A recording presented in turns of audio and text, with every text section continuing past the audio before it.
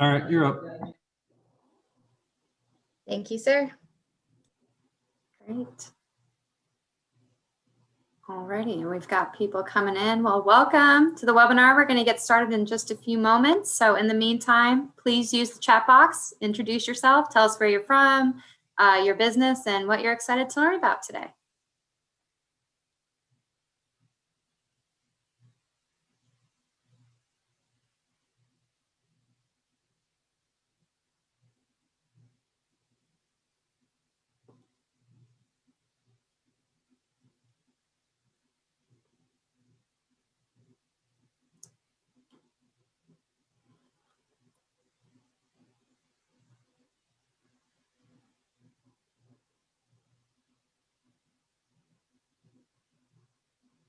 All right. We'll get started in just a few minutes.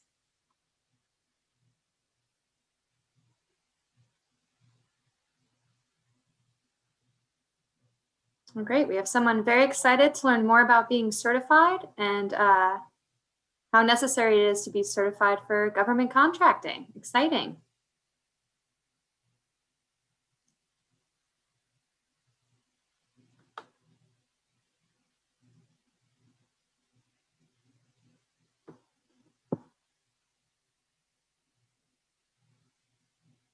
All right, we got a few more people. Welcome. We will get started in just a few moments. And while we're waiting, please feel free to introduce yourself in the chat box.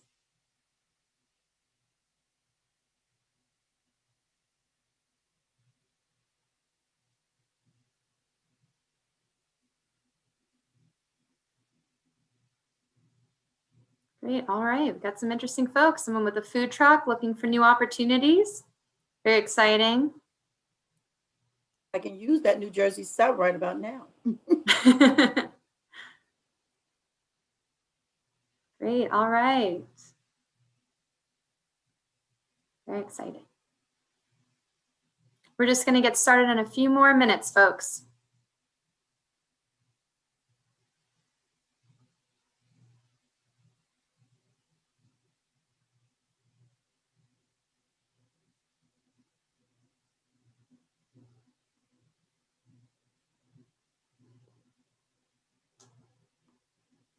Turning page.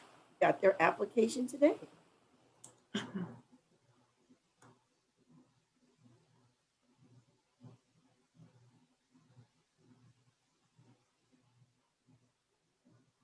Great.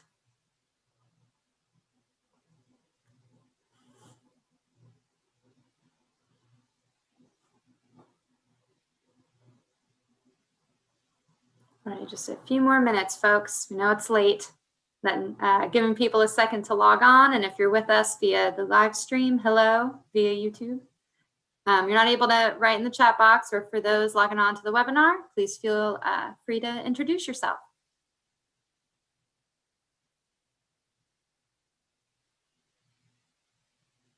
Great. Excited to learn about the benefits of being certified. Well, you're in just the right spot.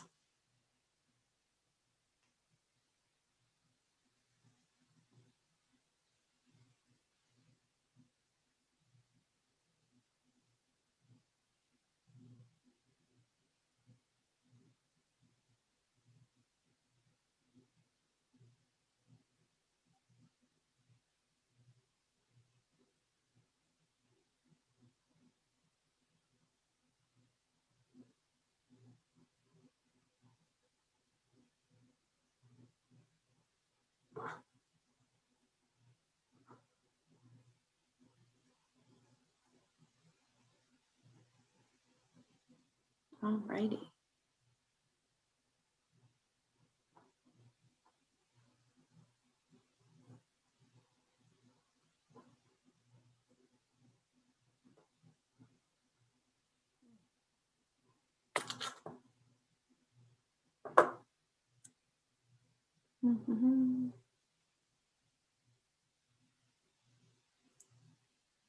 Thanks, Meg.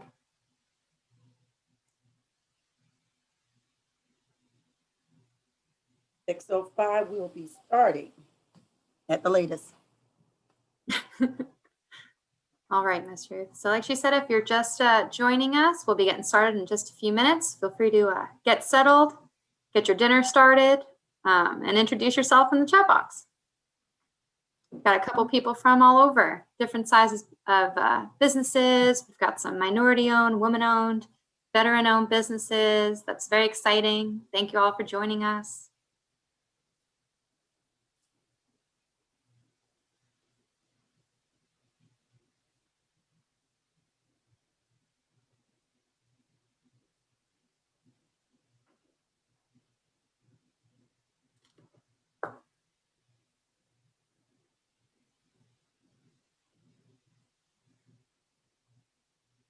Ooh, 3 businesses.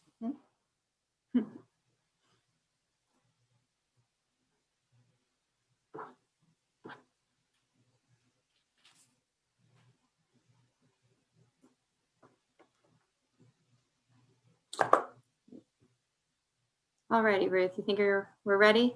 We are ready. We know we will have plenty more joining us throughout the evening, but we're going to go ahead and get started. We've got a lot of information today. Yes, we do. All right. Well, good evening, everyone, and welcome to YB Certified. This is a small business webinar to learn about the different types and benefits of minority business certification.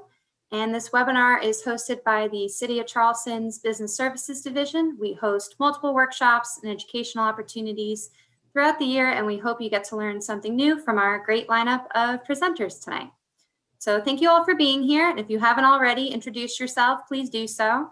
My name is Christina Auth. I will be your moderator. I am the project coordinator over in the city's Business and Neighborhood Services office. We also have Meg Thompson. She is the Director of Business and Neighborhood Services, and she will be helping with technical issues and monitoring your questions. So let's get started. No, I just have to click. There we go. All right, so just a few housekeeping items. The first is that the presentation slides and recording will be sent out to everyone in the next 24 to 48 hours, so don't feel like you need to take super detailed notes. We'll be able to get this all out to you, and so you can actively listen with us. Participant video and audio is off. However, if you do have questions, please use the Q&A section on your screen. We'll have several opportunities to go through questions and answers throughout the presentations. And then last, for participants viewing via the live stream option, you won't be able to ask questions right now, but again, we'll be sharing these presentation slides. And you'll also have access to the presenter contact information, so you can ask some follow-up questions after the presentation. So for tonight's agenda, we are going to start with the City of Charleston and Charleston County certifications. That's going to be by Ms. Ruth Jordan. She is the manager of Minority and Women-Owned Business Enterprise Office at the City of Charleston. Next, we'll have South Carolina State certification. That will be by Ms. Pam Green. She is the director of South Carolina Division of Small and Minority Business Contracting and Certification. And finally, we'll finish it off with the SBA Federal Contracting Certifications, and that will be by Mr. William Furman. He is the Senior Area Manager at the South Carolina District Office of the U.S. Small Business Administration. And between each of these presentations, we'll have an opportunity for Q&A as well as at the very end. So let me, sorry, there we go. So we'll get started with Ms. Ruth Jordan. Ms. Ruth is the Minority Business Enterprise Manager for the City of Charleston. Her primary roles include implementing the City of Charleston MWBE certification program for women and minority-owned businesses, providing business development and training programs, and connecting businesses to the city's procurement and contracting opportunities, access to capital, and other business resource partners.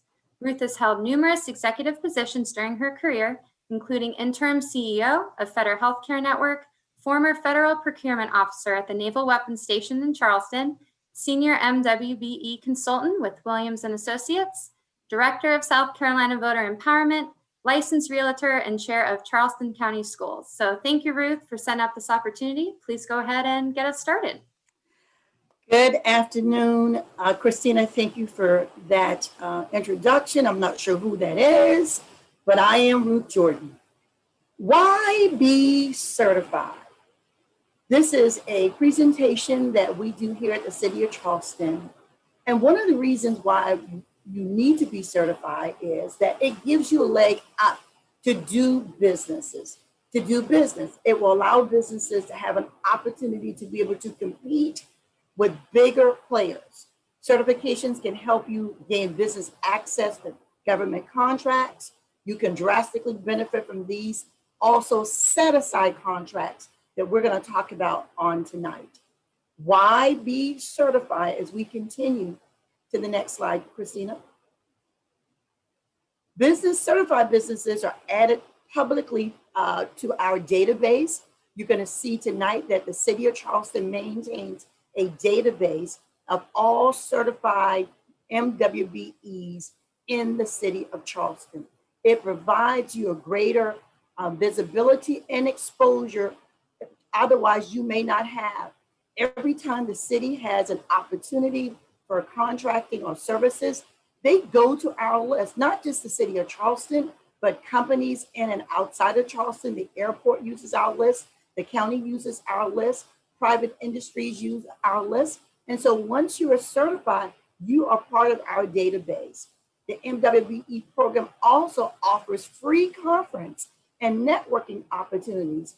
Some programs are also in the areas of development, workshops, and training. And so today is one of these workshops that we present, all free of charge. And certifications will vary from state and to county, as well as federal. Next. Many larger companies have supply diversity programs to promote opportunities for diverse suppliers. Not only does this help diversify and strengthen supply chains for those companies, but it can also lead to innovation across the board. Too often we hear from larger companies, we don't know where to find good certified women minority firms. And so what we try to do here with the state, with the county, and with the federal is that we try to make you and make them to have access to you, who you are. And so this opportunity to be certified helps you, give you what we call a leg up. Also, certification is just a license to hunt. It is a license to hunt for business. Someone says, how difficult is it to become certified with the City of Charleston? So tonight we're going to go through our complete application process, and you'll be able to ask questions, and we hope to provide you all the information you need to become certified with the City of Charleston, as well with the Charleston County. And so here we see this great gentleman here, and they're excited about completing their application. Who can apply? Here in the City of Charleston, it is the Women Minority Owned Business Certification.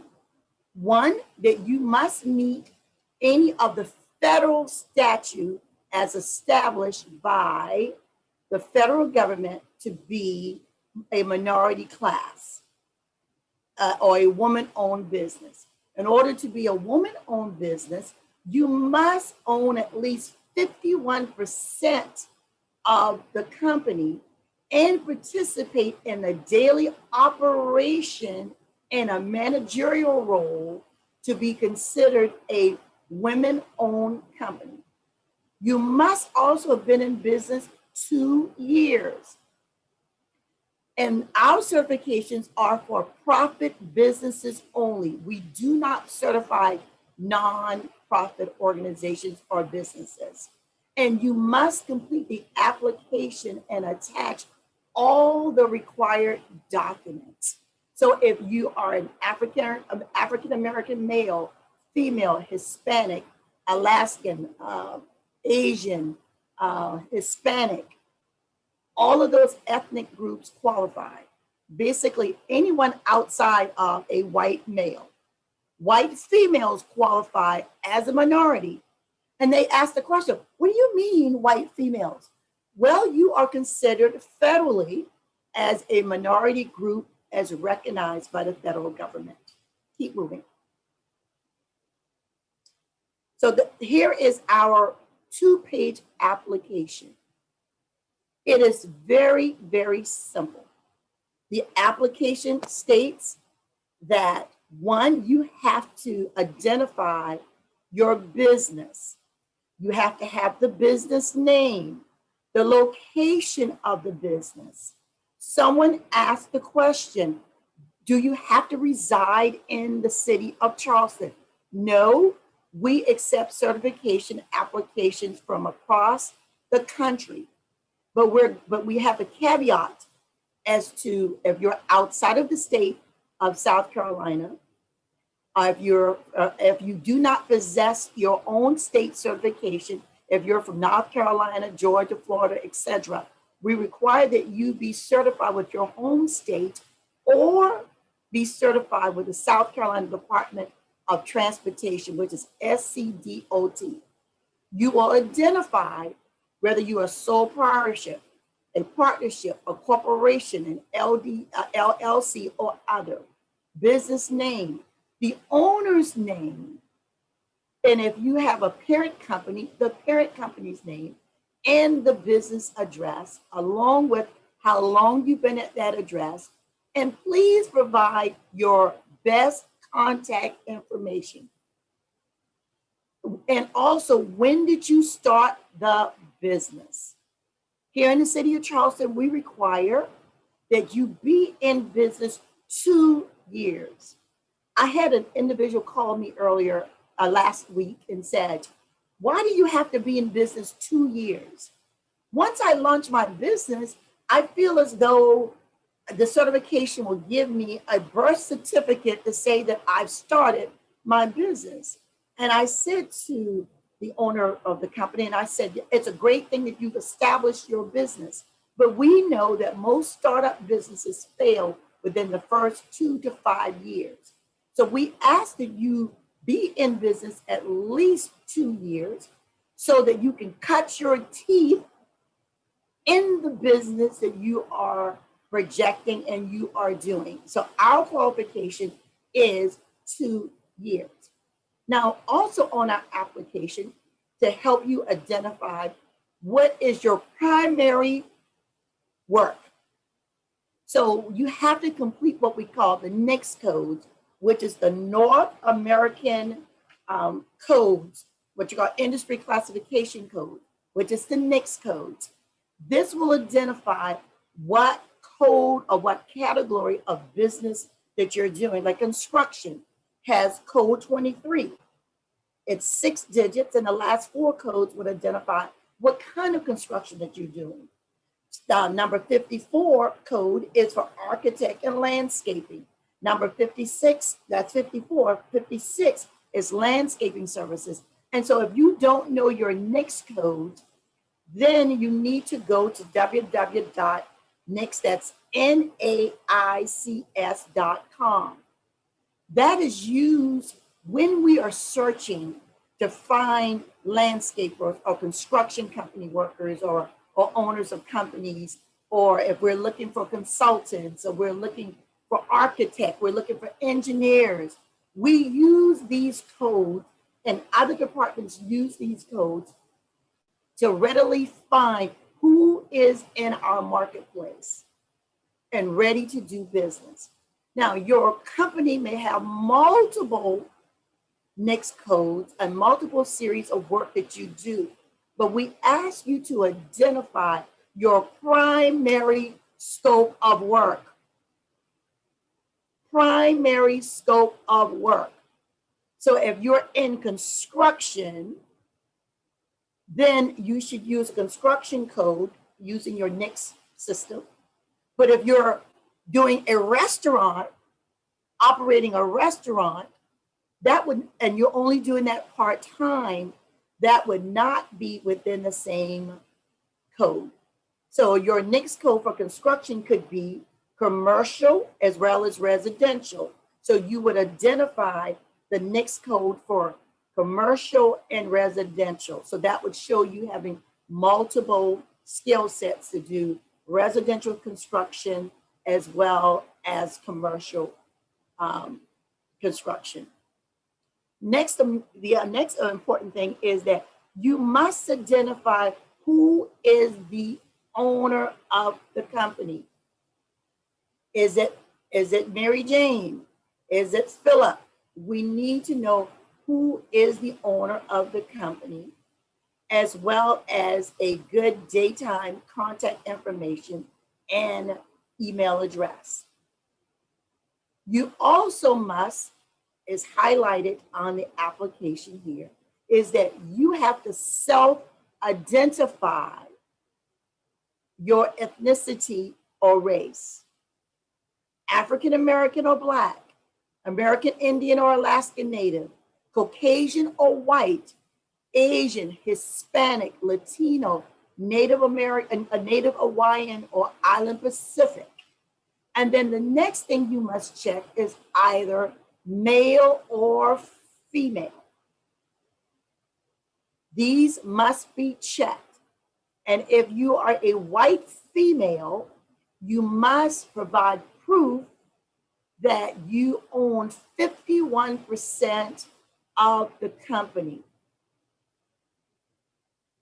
And then you are also required to provide supporting documentation. The supporting documentation that the city requires is that we must have 2 years of income tax, federal income tax, 2 years. Copies of any applicable business license, copy of a current identification, a government issued identification or a driver's license, copy of a deed or rental or lease agreement showing where the business is located. We want to make sure that you're not from Russia or Ukraine, but if you are from Russia or Ukraine, that you're legally here to do business, or any other country that you're legally here to do business. Copies of any organizational documents, if it's filed with the Secretary of State showing the structure of the business. And then we also want you to provide any copies of any other certifications that you have. If you already have an SBA certification, or a SCDOT certification, or a South Carolina Small Business certification, or any other national certification, it will expedite your application ahead of the line, because they would have already done the investigation and we wouldn't have to use the whole 60 days to get you processed.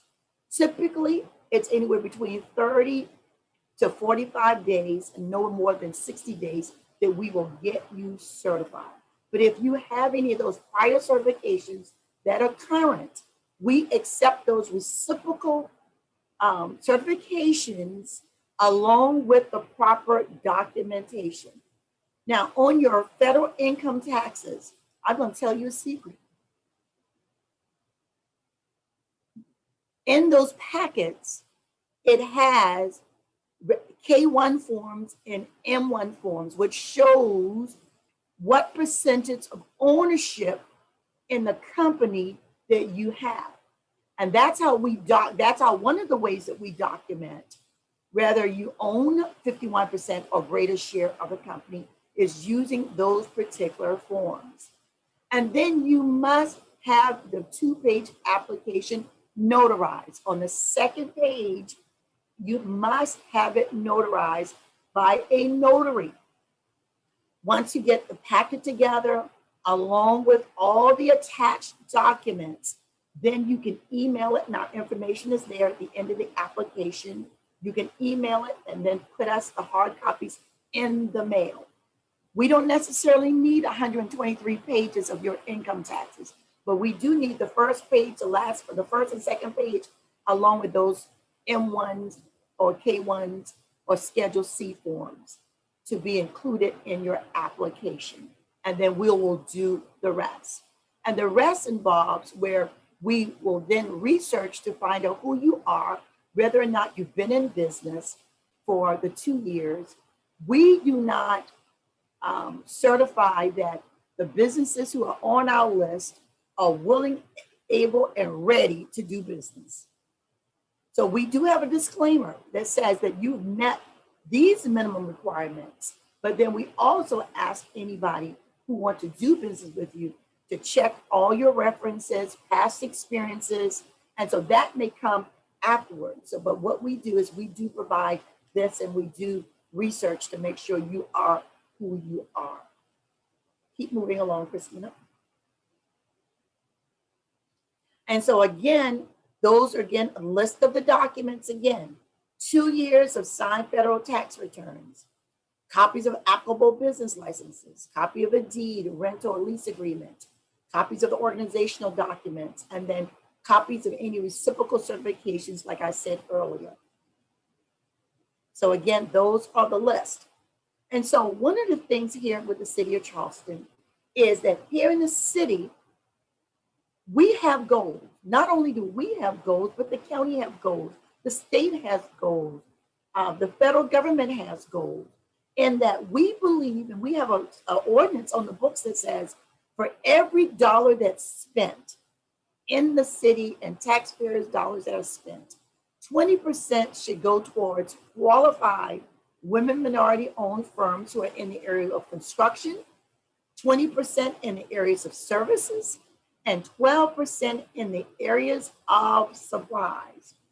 I saw a question earlier and said, how could my business, or how do I know that my business would benefit from being certified?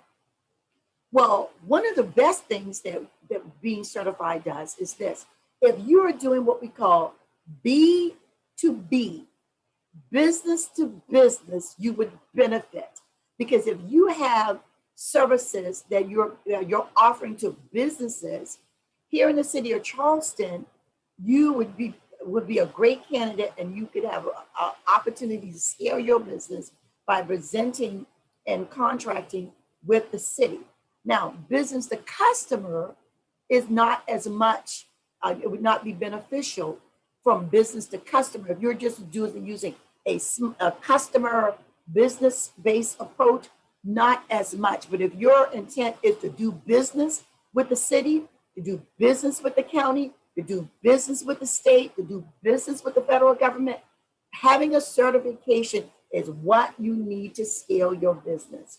When we asked the question, and we did a survey early on, well, at the end of last year, what do you need to do to make your business successful, particularly after the pandemic? One of the number one things they said, get certified. If any of you completed an application for grants or loans or any funding resources, that question was on most of those applications. Are you a certified MWBE, a woman-owned company, a minority-owned company? Because there were all kinds of grants and monies that was made available. And so they looked at those companies or those businesses who were certified. Keep going. And so they looked at those companies who were certified. And so here in the city of Charleston, we have a list of almost 400 certified women minority owned business, and it's updated monthly. And you will see, if you can see on your screen, it's updated monthly, and it actually has it by company types or scope of work, companies' names, the NICS codes. It also has your address, the types of services you offer, along with your certification number and your expiration date and contact information. And so a lot of people go to our list if they're looking for construction management, consulting services, engineering, architect, real estate, childcare, residential services, as well as landscaping. So the list goes on and on. And so they go to this list, and we didn't realize how coveted this list was until people were calling me from other agencies, whether it was from other cities, Myrtle Beach, Goose Creek, Greenville. All of these people were using our list. So this gives you maximum exposure as well. And so then also one of the other benefits is that we do a business spotlight. Each month, we recognize a women or minority-owned business that we provide free marketing opportunities here for our business spotlight. So every month we are spotlighting a business, a minority-owned business, and we ask you to have yourself, you can nominate yourself, you can get others to nominate you. We research to make sure that you are who you are and that you're doing amazing things.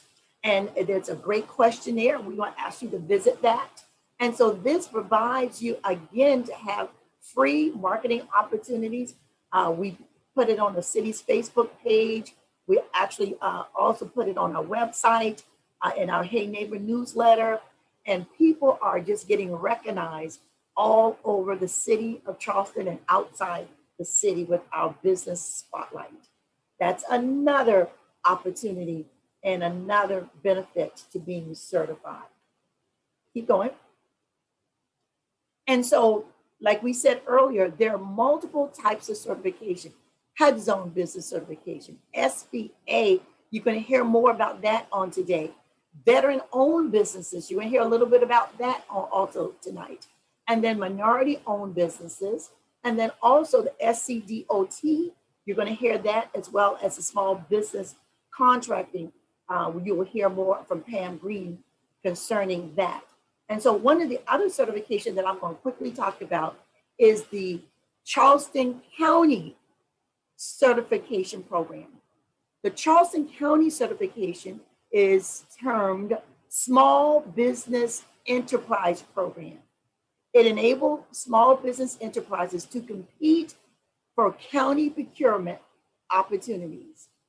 Again, the maximum benefits is that you have maximum exposure to public procurement process, access to training, networking and development opportunities, as well as technical referral assistance, both with the city of Charleston as well as the county. Now, they have some eligibility requirements far and beyond where we are. They have the annual gross sales of not to exceed $7.5 million, a 3-year average, that you got to be a managing partner of owning at least 51% of your company, and you must be operating in the business on a day-to-day. Now, we know that sometimes people don't always do the right thing. Sometimes they put the business in their daughter's names or a husband's name. But if you're not in the managerial state and working in the business on a daily basis, you don't qualify as a woman-owned business. Now, with the county, it says that you only have to be operating at least 1 year and be current on any applicable business licenses, taxes, and fees. The county also have set-asides. Any contracts under $25,000, they are governed to go to small businesses first.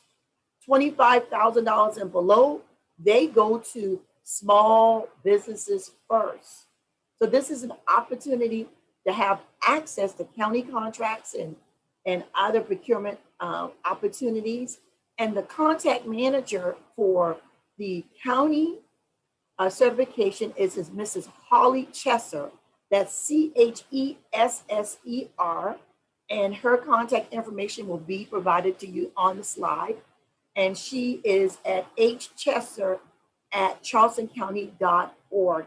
She was unable to be here on tonight, but we felt the need that we definitely need to share that with you all, because the county would like to provide opportunity and access. All of our goals are to work collectively together to provide access and opportunity to everyone. And so the city can't do it all, the county can't do it all, the state can't do it all, the federal government can't do it all, but we all are committed to provide access and opportunity.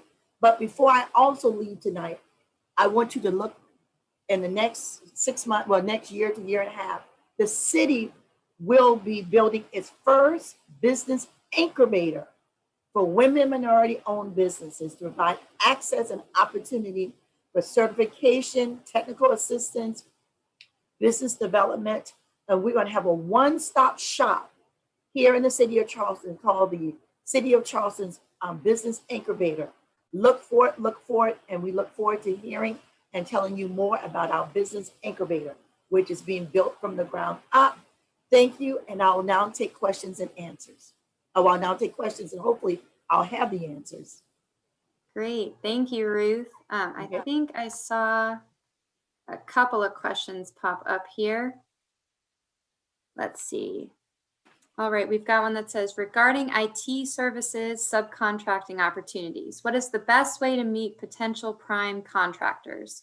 Are there in-person or virtual industry days?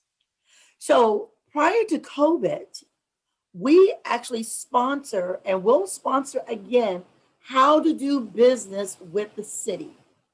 And so whether it will be virtual this year and then in person next year, but we will be hosting how to do business with the city so that you can meet the IT people, meet the construction people, meet the parks and recreation people, meet the procurement people, meet the waterworks, so forth and so on. So we will host how to do business with the city.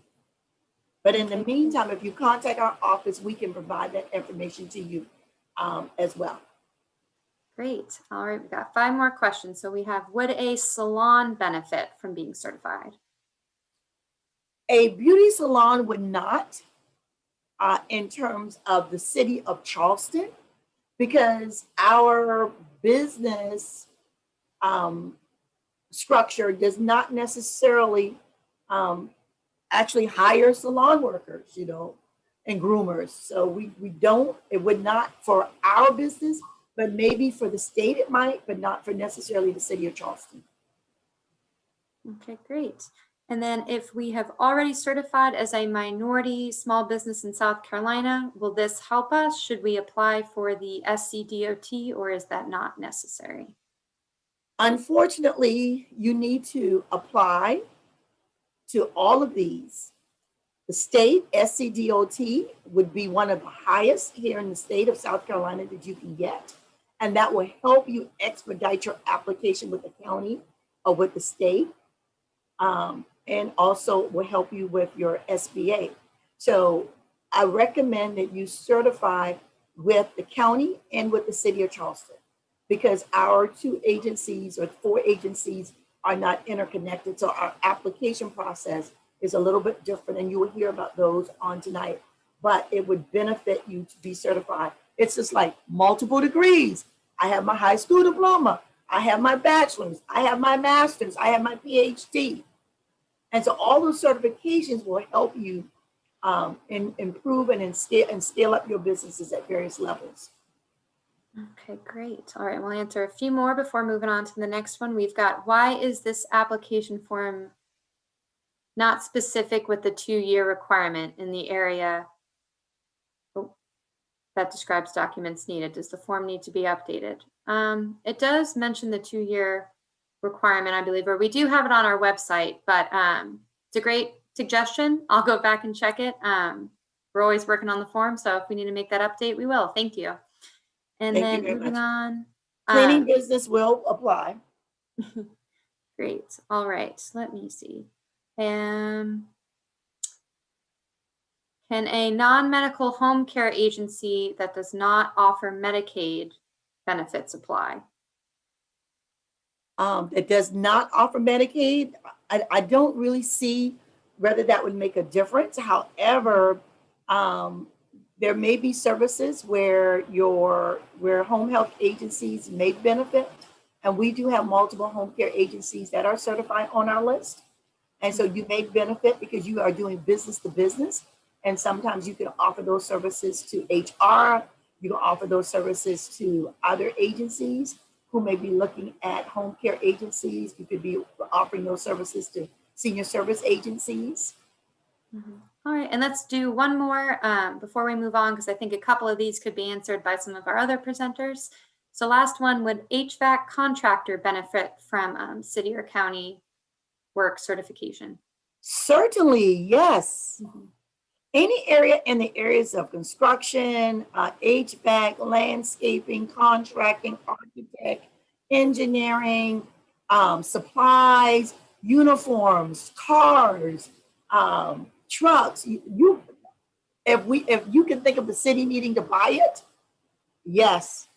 If you can think you can sell it to the city, or the city would benefit, or the county would benefit, certainly. HVAC, certainly. Great. All right. Well, thank you, Miss Ruth. We'll try to answer any more questions that folks have for you at the very end. Okay. So we'll move on there. And Pam, whenever you're ready, you can share your screen there.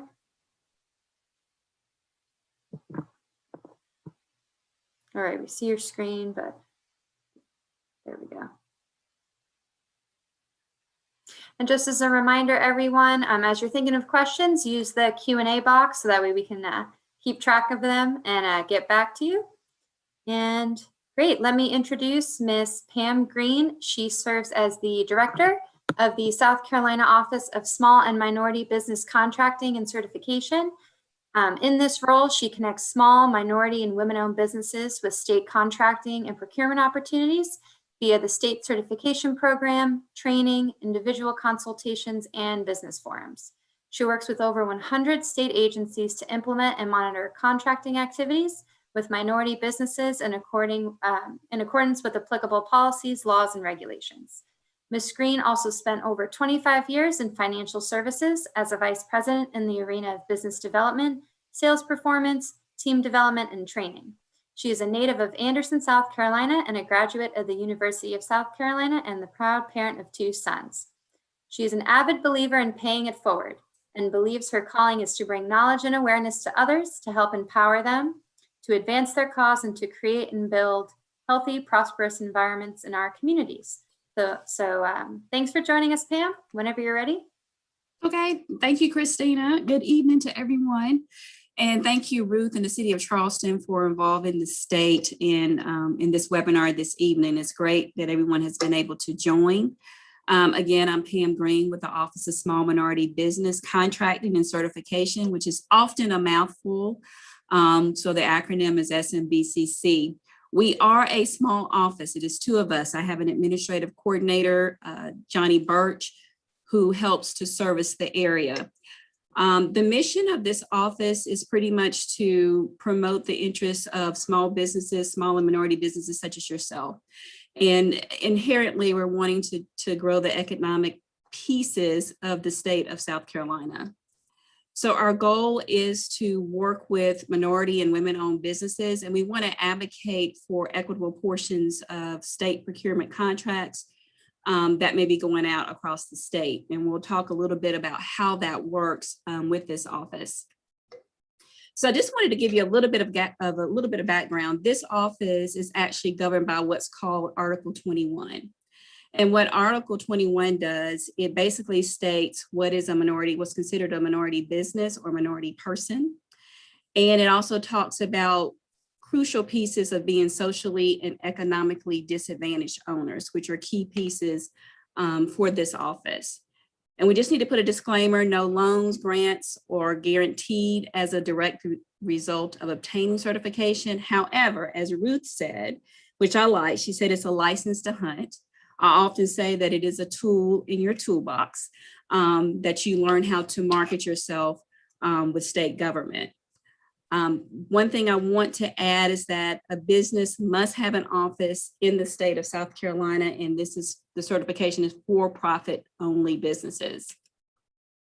So a little bit of background, as I stated before, the Article 21, a minority person for the purpose of this particular article means a United States citizen who is economically and socially disadvantaged.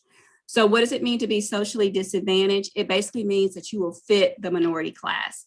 And a lot of this is very similar to the City of Charleston as far as the minority class as it relates to pretty much everyone with the exception of Caucasian male will fit this class, and all women are considered a part of the minority class.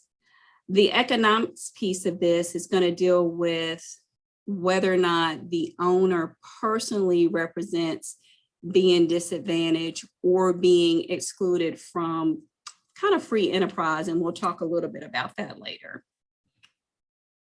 So why the article, why the office?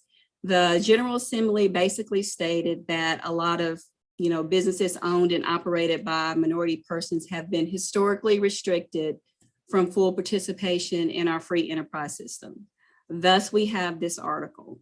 And so what the General Assembly wanted to do is basically ensure that those businesses that are owned by minority and women owned are able to honestly take part in the overall procurement piece for the state of South Carolina.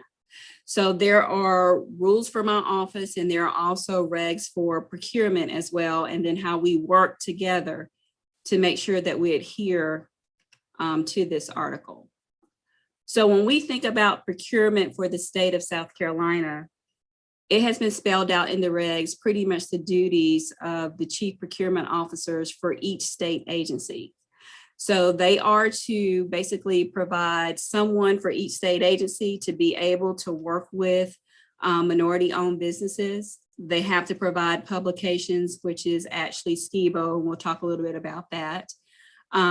They have to provide training programs, source lists, and things of that nature. So this is outlined as far as what each agency is required to do with the state as it relates to minority and women-owned businesses. One of the things that each state agency has to do at the beginning of each fiscal year, we work with about 130, 140, 150, that number keeps changing, state agencies with this office. And so every fiscal year, those state agencies provide to us what they plan to spend with minority-owned businesses. So they basically will have a percentage goal of the dollars that they can control that they state that they plan to spend and how they plan to spend throughout the year. So we collect those in July of each year. As far as this office is concerned, we are tasked with working with the procurement officers for these state agencies. And so we assist them in all areas of policies and procedures management, in areas of helping with technical assistance and helping with training workshops. So we work in tandem with the procurement officers for each state agency. So what is required to be certified through our office? You have to be in business for a minimum of 1 year. This is different than the city of Charleston, which requires 2 years. We require being in business for at least 1 year. However, with that 1 year, we are still looking for references and making sure that you are an expert in your field whenever we do a site visit. You must have 51% ownership, and this has to be real and substantial ownership. So we do take a look at whoever the owner is, whether it's minority or woman owned, that you state that you're a 51% owner, that you truly have management and operational control of the business, that you understand the business in the event something were to happen with whoever is a part of your business, that you could actually still run the business and run it well. The total personal net worth cannot exceed 1.32 million. And we always reiterate that it is personal net worth. This has absolutely nothing to do with the business.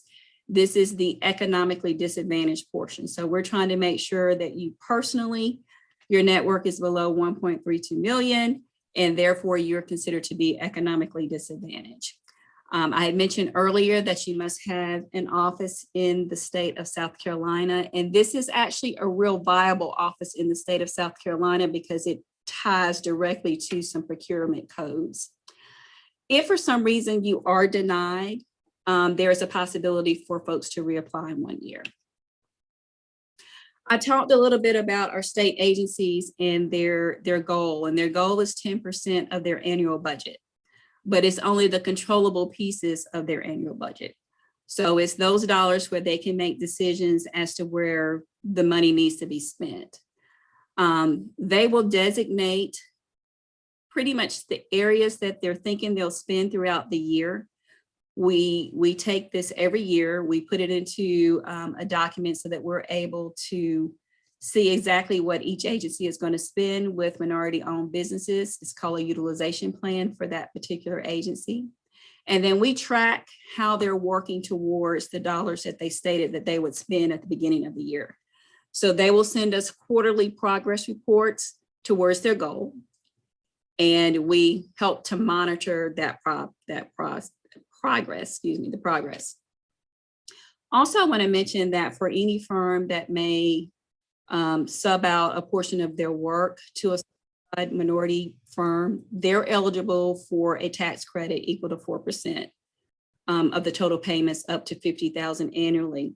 And why do I mention that? Is that is a way that you could potentially market yourself to some of the prime or your larger companies, because they are able to take advantage of that tax credit, which is a feather in your hat. I'm going to skip that. So our office actually has a memorandum of understanding with the South Carolina Department of Transportation, who offers a DBE. And so the question is, what does that mean for you? We talk about having all the certifications in your toolbox. With the South Carolina Department of Transportation, whenever you go to our website, which is at smbcc.sc.gov, which is farther along in the presentation, under our applications section, you'll see that's memorandum with South Carolina Department of Transportation. It is a one-pager that says, okay, I'm getting my certification through your Pam, and I'm getting a certification through the Department of Transportation, and I also want to be certified through Pam's office. And this is completed for South Carolina Department of Transportation, and they send this over to us so that we can certify you. So it's a 2-for-1. The only caveat is that while the Department of Transportation doesn't require the 2-year or the 1 year, we still do. So that's the only thing that could potentially cause you not to be grandfathered on our side. And something to keep in mind is that you would want to do South Carolina Department of Transportation so that you can get hours. But if you do hours first, you're still going to have to do South Carolina Department of Transportation. So it's better if you can do the Department of Transportation, do their one-pager, and then you fit our criteria, then you can get the 2-for-1. And this is just a copy of what that actual one-pager that's a part of DOT's certification. So taking a look at the documentation that's required for our office. Once again, you can go to our website, smbcc.sc.gov. There you will find our certification application and checklist. And this is just a screenshot of where that can be found. It's under applications. And if you'll see to the right, for a new business, you'll see certification forms for a new applicant. The question is, what are we asking for? A lot of folks will take a look at the checklist and it seems like it's overwhelming. It isn't.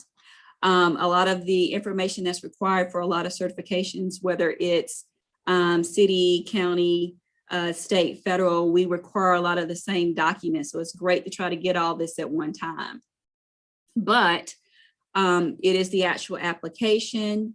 You're having to provide affidavits that the information you've supplied is true and correct. We require a personal net worth statement, and that's to meet that 1.32 million or to be under that 1.32 million. We require your personal federal tax returns for the past 3 years. This is federal. This is corporate and business. So obviously, if you have file a Schedule C, it'll be a part of your personal. And we require full returns. So the question is, okay, what if I've only been in business for a year? We will talk to you about, having updated financials that we can kind of take a look as far as the 12 months that you have been in business, and we'll work with you on that. We also look for, your business licenses, your articles of incorporations, things of that nature. And all of that's pretty self-explanatory. Making sure that you actually have a bank account. And then number 16 is probably very crucial, because to bid on anything for the state of South Carolina, you have to have a vendor number. And number 16, a part of our checklist, requires that you go to their site and set up a South Carolina vendor number. And then that way you basically have a ticket to be able to bid on anything that may be listed for the state of South Carolina. Once we receive your application in our office, the process is reviewed by our staff. We're making sure that you satisfy the paper pieces of this. Once you've satisfied the paper pieces and you've met the criteria for being under 1.32 million, your returns look fine, you submitted a completed packet, then we look to set up a site visit. Of course, before COVID, we would physically go out, on your site, whether it was at home or brick and mortar. Now we do everything virtually as far as site visits. And the process is taking roughly about 60 days from start to finish. But once you are approved, you will receive a certificate along with the letter that also has the governor's name and all that great stuff attached to it. So what are some of the benefits of being certified in the office? Obviously, there's great networking with other small businesses that are also a part of our database. When I talk about the directory, we have approximately about 800, at one time, about 800 certified businesses in our database, realizing that the certification is good for 5 years. So those expire, people roll on, people roll off. So roughly about 800. The other thing is that the 150 or so state agencies that we work with, this is a list that they source. They take a look at this, given the threshold for different projects, they could potentially solicit you directly for a project or a service that they may be needing, and they will source through this list. We normally have an annual trade fair, which allows you to get in the room with all of the state agencies. And then we provide workshops that talk about being able to do business with the state and understanding how some of these state agencies work. We have a quarterly newsletter that is going to be under development. We are involved in a lot of regional workshops and seminars. Because we are the state, we do work with a lot of local, such as with the city of Charleston, the city of Greenville, Richland County, city of Columbia. So we work a lot and partner and collaborate with a lot of folks on several different levels, as well as with SBA. So we try to give a holistic approach in making sure that we bring all the right partners to the table. The other thing is that we often work with primes who will reach out to us when they're looking for certified folks to fit a certain scope of work. So that's, we basically source our list.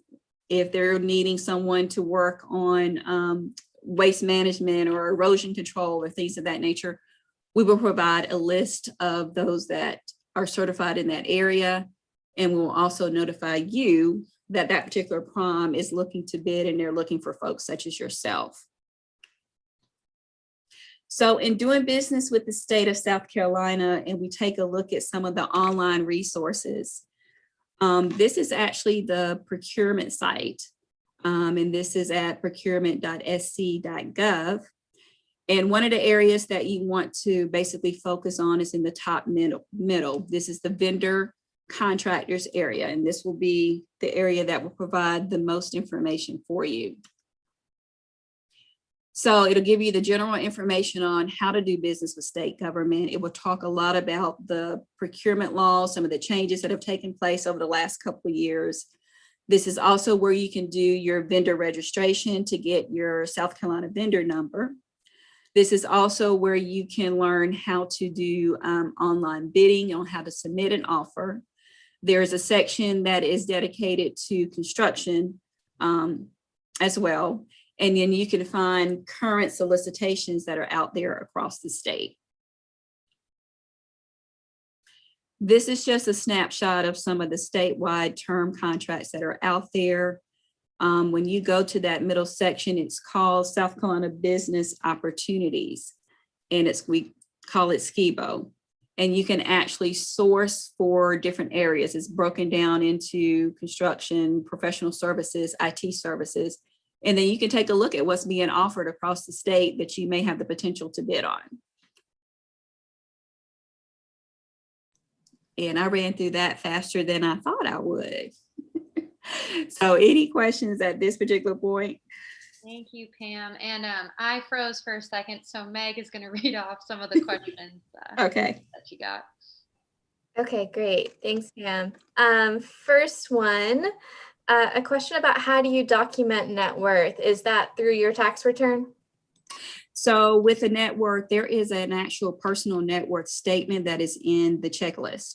And it's just, you just have to actually list your assets and your liabilities. And it'll just take you through every section from cash to whether you have stocks and bonds, all that's listed in there, and you just fill out the form. Okay, great. And then you said that you have to have an office in South Carolina to qualify, but does a home office qualify? Does a home office? A home office does qualify. It definitely does. Okay. Another kind of yes or no question. Do you have to be a citizen to qualify or a resident? You have to be a U.S. citizen. Okay. And then you kind of touched on this a little bit, and I think this will hit a couple people's questions. Mhm. Would you have any recommendations for obtaining certification in terms of which order they're obtained, which ones are the most helpful? So it sounds like maybe do DOT first. So yeah, I would suggest doing DOTs first. Now, what will happen with that DOTs process is longer. So they're looking at now, I think it's anywhere from 90 to 120 days for their process, but it does allow you to get the 2-for-1. But their application process is longer. It requires more documentation, but I do recommend that. But I have run across people who have needed to get certification a little bit quicker. And so they were like, well, I'll go ahead and certify through your office and I'll worry about DOT later. But I do recommend DOTs first. And then I believe we here at the city will also take DOTs, right, Ruth? Mhm. So that's like a good blanket one if you're just looking for where to start. Oh, yeah, Yeah. that is the one that we use. And that's one of the ones that we take reciprocally because there's a little bit longer and they've done a whole lot of legwork. And Right. We Just definitely would take theirs. for clarity, your business doesn't have to have anything to do with transportation to use that one. It does not have to deal with transportation because, there's an infrastructure part to SCDOT. There's a whole bunch of other stuff outside of roads, bridges, and highways. So it's still good to do that, to get a DBE, and there's some federal pieces attached to it. Okay, great. Well, I think that's all for now. So I'll turn it back over to Christina so she can introduce William. Okay. Ready to get set up? Looks like he's moving.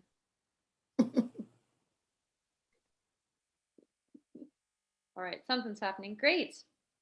All right, so last but not least, we have Mr. William Furman. He is the Senior Area Manager for the U.S. Small Business Administration in the North Charleston Alternate Work Site.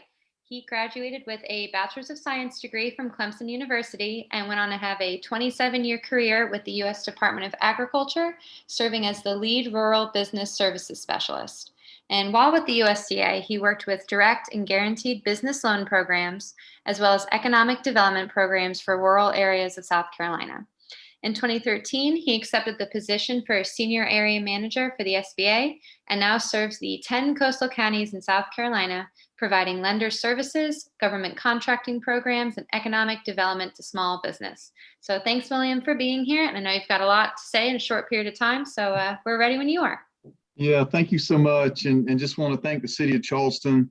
You guys have been a great partner to SBA and just appreciate everything you've done in the past and the things we'll do in the future. So thanks again for that. And if nothing else, as everybody has gone through their presentations, you can see the small differences between the various programs. A lot of the intent and the goals of the program may be the same, but the rules on and how you get there may be a little bit different. So I think that's very important for businesses to understand. If you're planning on doing business with the city of Charleston, you need to make sure you understand their rules. And if you plan to do business with say the federal government, you need to understand what their rules are as well. So I just think that is important. And another, just before I forget, I've heard a lot of comments from government contractors over the last month or so. And so we've asked, somebody asked the question about how they can market their business, opportunities for networking and that type of thing with government agencies. And so that's been something that has really suffered during the pandemic. And so government contractors are really struggling on ways to connect with those purchasing officials. So that's just again, kind of an observation. SBA normally does a National Small Business Week event. And during that, we usually do a big matchmaking event with various government purchasing officials, both local, state, and federal. So hopefully we'll see that come back, you know, soon, sooner than later.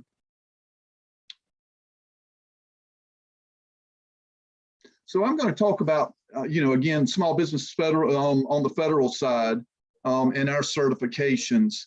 You know, a lot of these will be similar, but some of them will be a little bit different. And we have a lot of different certifications, so I can't really go into depth on all of them. But what I do want to achieve tonight is to give you a good feel for what they are, and then, you know, resources that you can use to move forward. And if you feel like you meet the eligibility criteria for that, you know, the source for the application. And so that's what I want to do.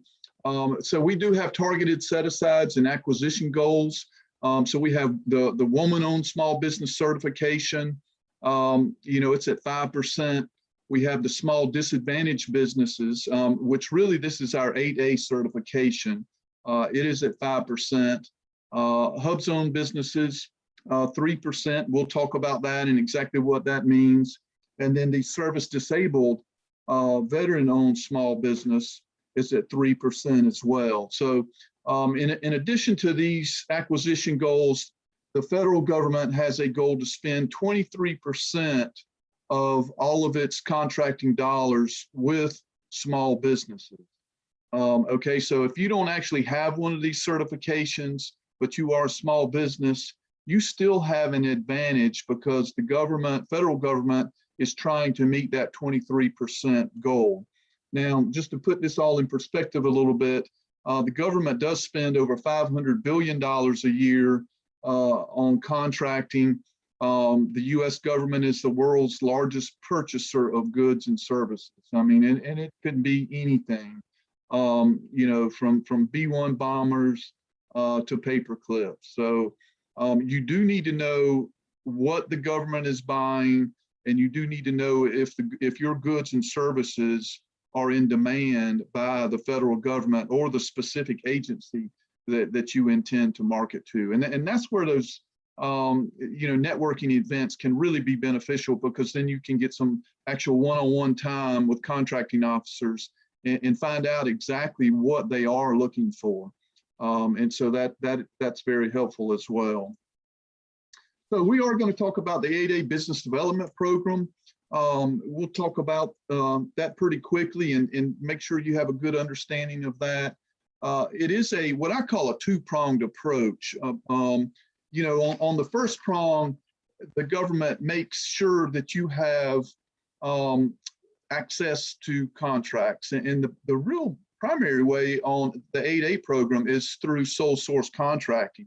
And what sole source contracting means is that that contracting officer can negotiate one-on-one with that 8A firm, and it does not have to be advertised. And so it reduces or eliminates competition, you know, as long as the bid is fair and reasonable.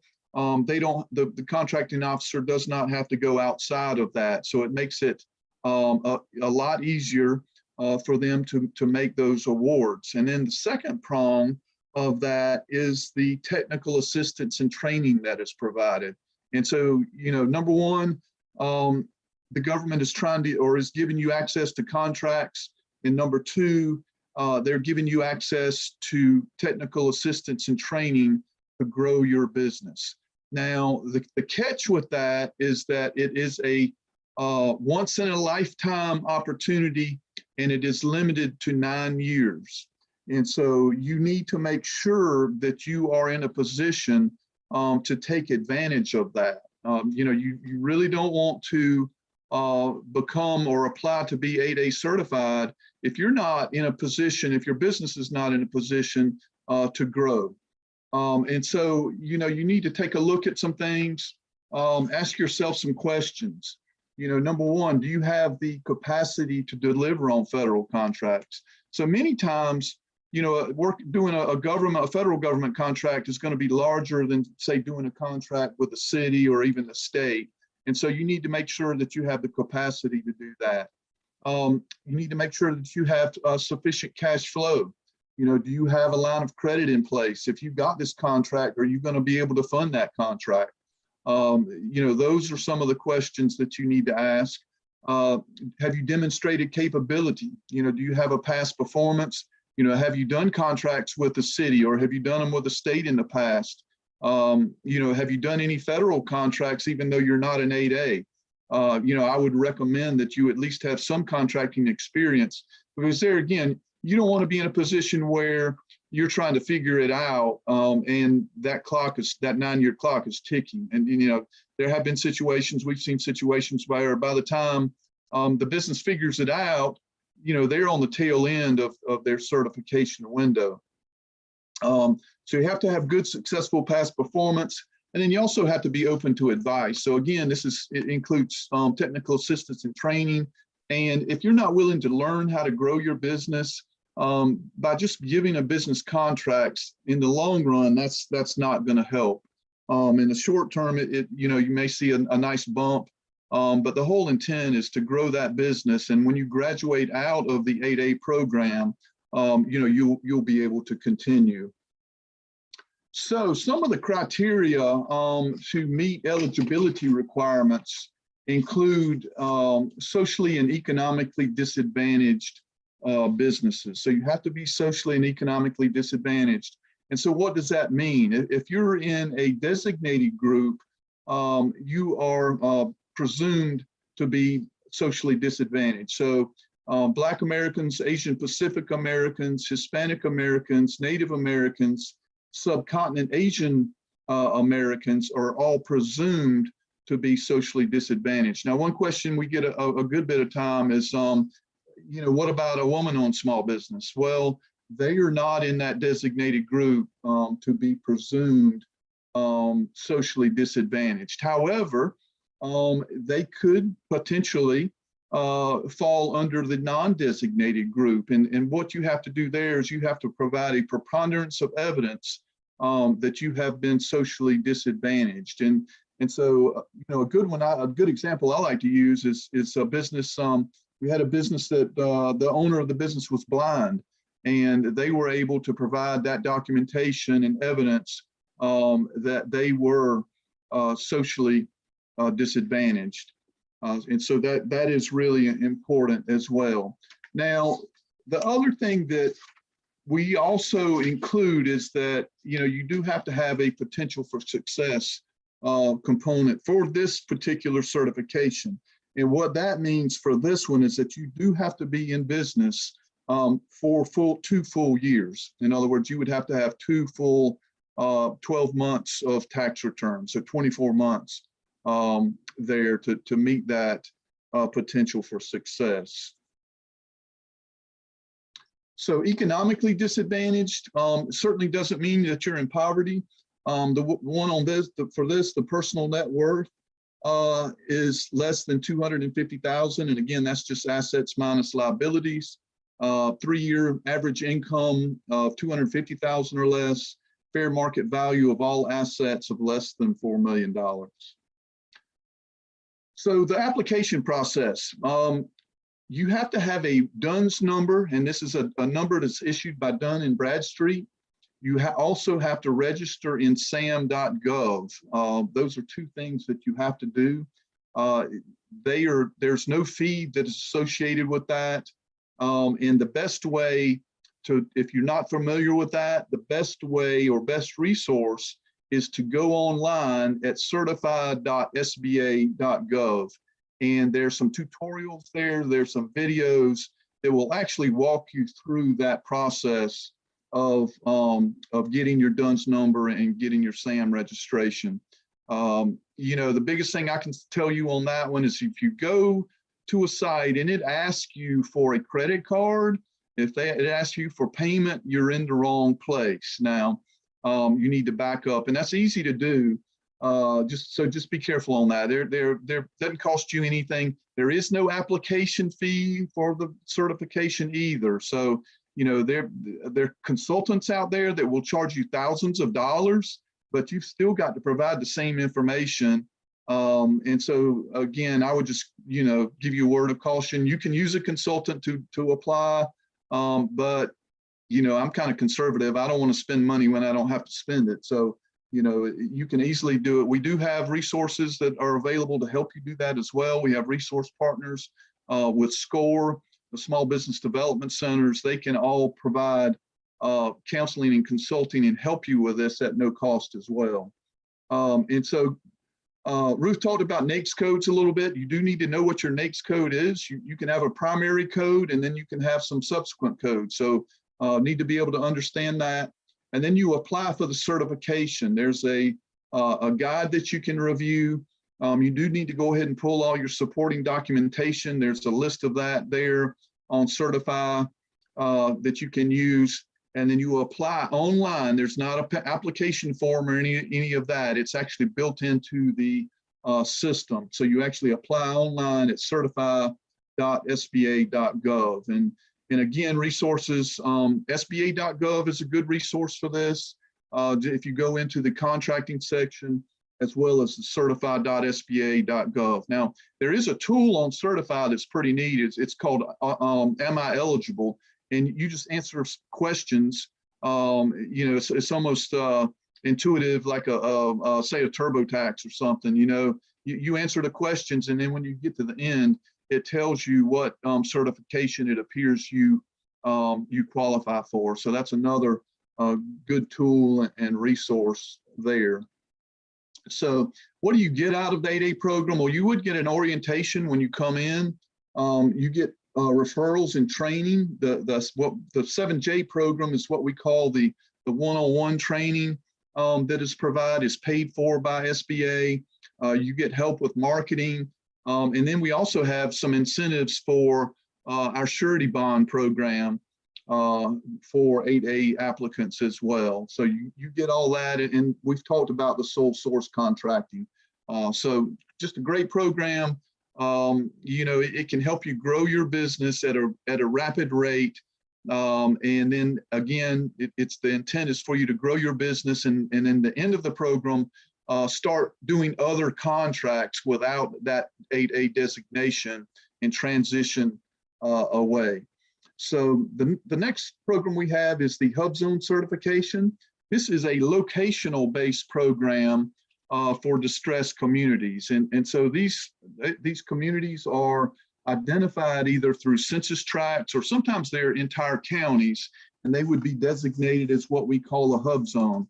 And the intent is to spend those federal contracting dollars where they are needed the most. So if you have a distressed community, the government wants to spend those dollars with a business that is in that community, so that it helps develop not only the business, but the community.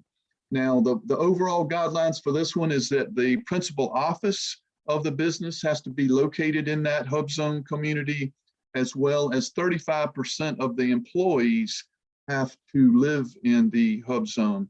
And so I guess you're asking, well, how do I find where these are? And you can actually just go online. If you Google hub zone map, that map will pop up, and you can punch in the address of your business, and it will tell you, you know, exactly where those hub zones are. My office is over on Ashley Phosphate, and you know, I can tell you there's a corridor actually that comes up I-26 that is in a hub zone, as well as the Ashley Phosphate area. That's a hub zone. So that will give you some indication of where those are. So it does help you build capacity in your business. It also gives you access to set aside contract dollars with the hub zone set aside. So what would happen in these programs is that the contracting officer actually advertises this, say it's an whether it's an 8A set aside, hub zone set aside, woman-owned small business set aside, they advertise it as that set aside. So no one else can bid on that if they're not hub zone certified. It reduces competition, and it just makes it easier to get those federal contracting dollars into the hands of small business. So the process on this one, and all these processes are a little bit different. You know, we can't make it easy on you. We got to make it a little bit difficult, but they are a little bit different, but just bear with me. So, you know, you can go on SBA.gov. There's a HubZone primer there that you can review. Again, certified.sba.gov is a really good source. All of these require DUNS and require DUNS number, NAICS code, and register in SAM. So that's a given. Then you apply for the certification. You review the application guide. You gather all your supporting documentation. You get that up front, and you apply using, it's online on the SBA.gov, but it's called the General Login System. And that is how you apply for the HubZone.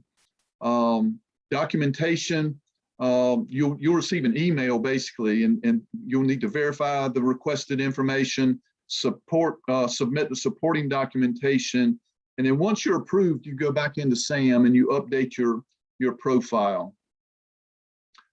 I'm going to, in the essence of time, I'm going to kind of skip over this, but the big deal as far as what you get out of it is that you are going to get access to those set-aside contracts. Okay, let's talk about the Woman-Owned Small Business Certification. And this is one that has changed recently in the last couple of months. It used to be what we would call a self-certification, or it was really like a hybrid of the self-certification. But now there's actually a formal application process. And, you know, this gives you the opportunity to take advantage of prime contracting goals. Again, the intent is for you to build capacity and grow your woman-owned small business.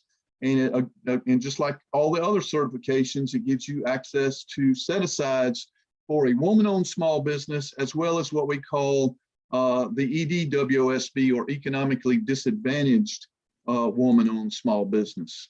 So to qualify for that, you do have to have the woman has to have 51% ownership in the business.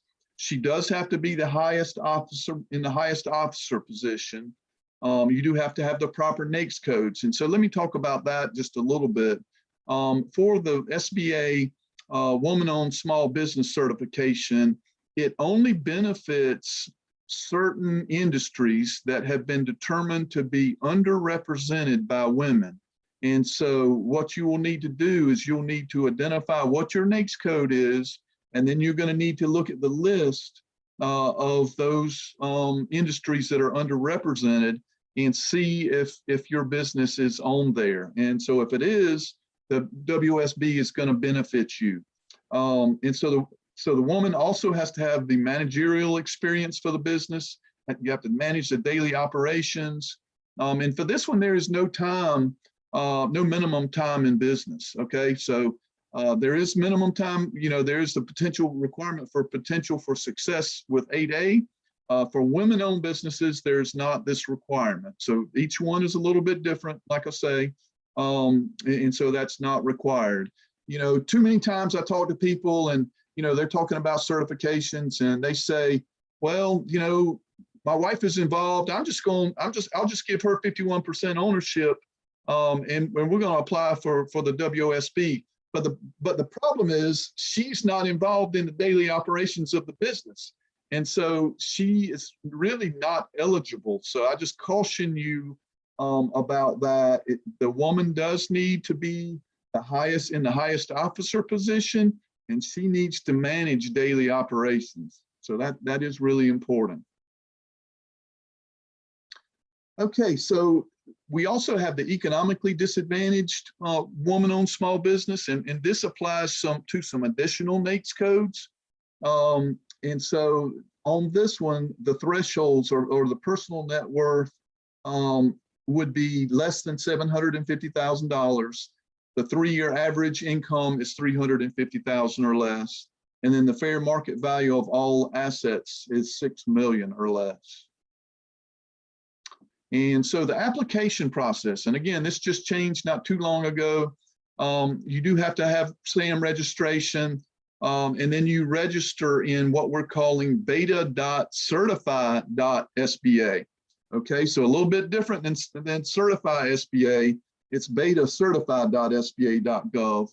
And you claim the business, and then the firm completes the application there and uploads the appropriate documents for either EDWSB or the WOSB. So all of it is online. Again, there are no paper applications, but you do have to have documents, and you can pull those lists out of Certify as to what documentation you have to have.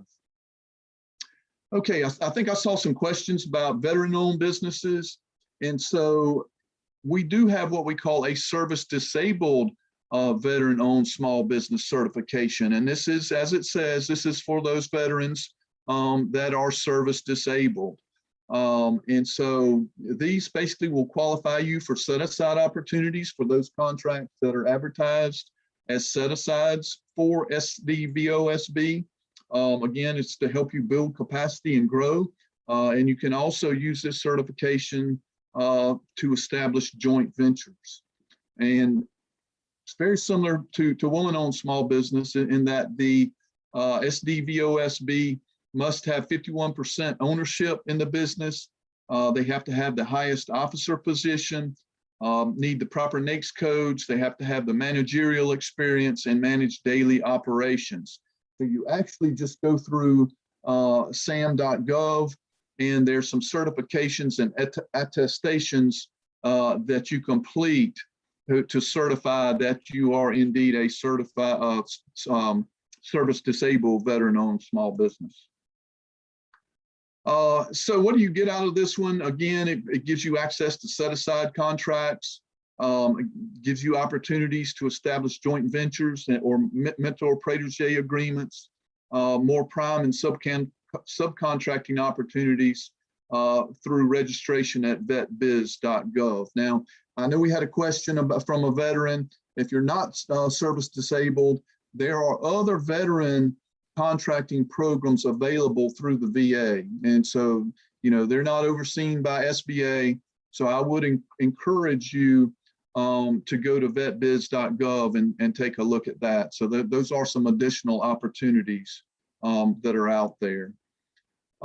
If you don't know these folks, and if you're interested in doing federal government contracting, I would encourage you to get to know them.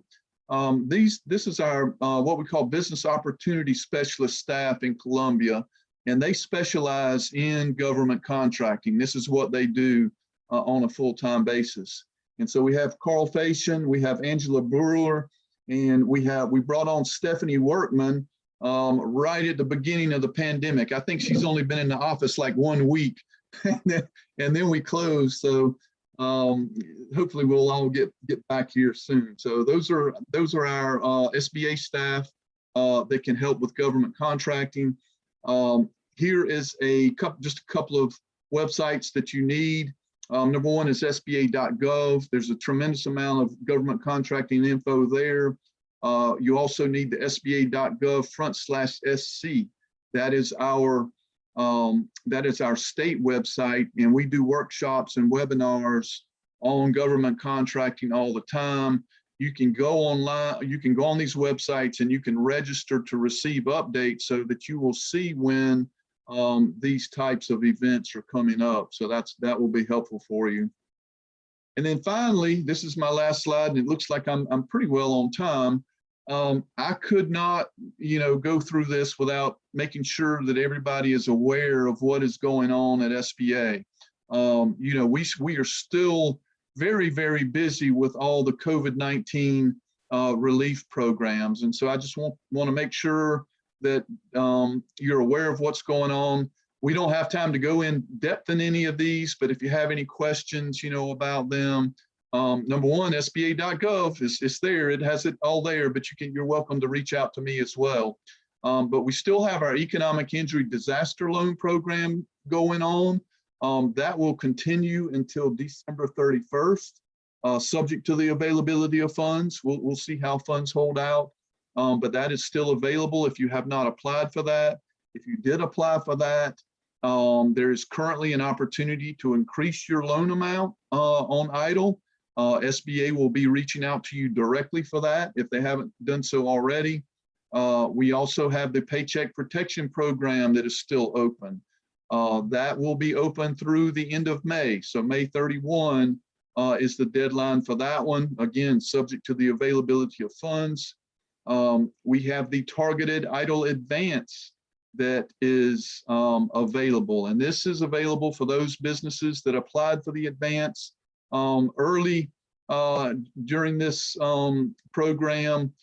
They may not have received the full $10,000 advance, or maybe they ran out of money, or SBA ran out of money and they didn't get the advance at all. Well, SBA will be reaching out to you. And if you are in a low income community, again, it's targeted. So it's targeted for low income communities. You will have the opportunity to get the full $10,000 advance.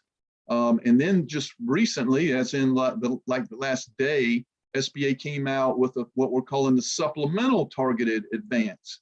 And this is for those folks that qualified for the targeted EIDL advance, but that have less than 10 employees. And so if you fall in that category, again, SBA will be reaching out to you, and that would give you the potential to get an additional $5,000. We opened the Shuttered Venue Operators Grant portal this afternoon. The first time we tried to do it, it didn't go over so well. There was technical issues with the website. We reopened that today, and I haven't seen any email chatter to tell me that it wasn't successful. So my fingers are crossed, all went well there. But that is for venues like movie theaters, live entertainment venues, even museums, aquariums. Those types of venues are eligible for that one. And then we're currently standing up our Restaurant Revitalization Fund, and we're doing webinars on that. This started this week. We're pushing that one out really hard.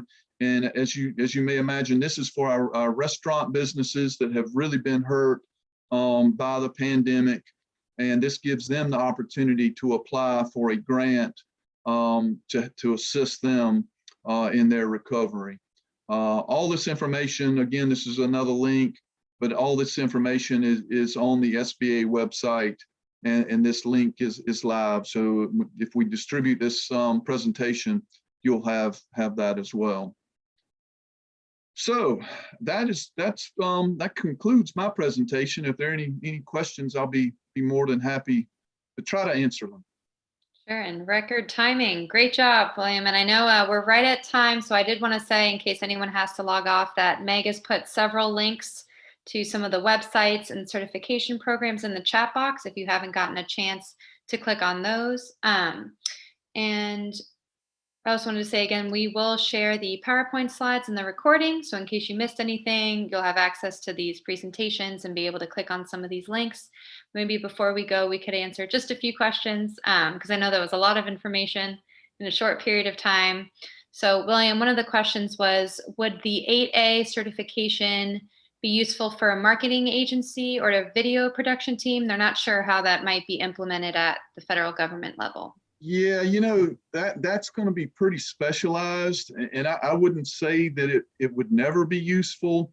But what you've got to look at is regardless of the certification, or whether you don't have any, whether there's no certification, you've got to determine who your customer is, what federal agency, and you've got to determine what their needs are as far as goods and services go. And so that's going to be key. There's a certain amount of legwork that's going to be required on your part and research to determine, if those types of services are used. There's some websites out there that can help you with that as well. And again, we do workshops on how to market your goods and services, and we give some tips and tricks. So that would be something you would probably want to take a look at on our calendar and attend one of those classes. Okay, great. And this might be a question for everybody, but For folks kind of starting out with a new business, knowing they have to wait a little bit to get certified, what are some steps they can take now prior to getting certified, and or other resources and things to kind of help them get set up?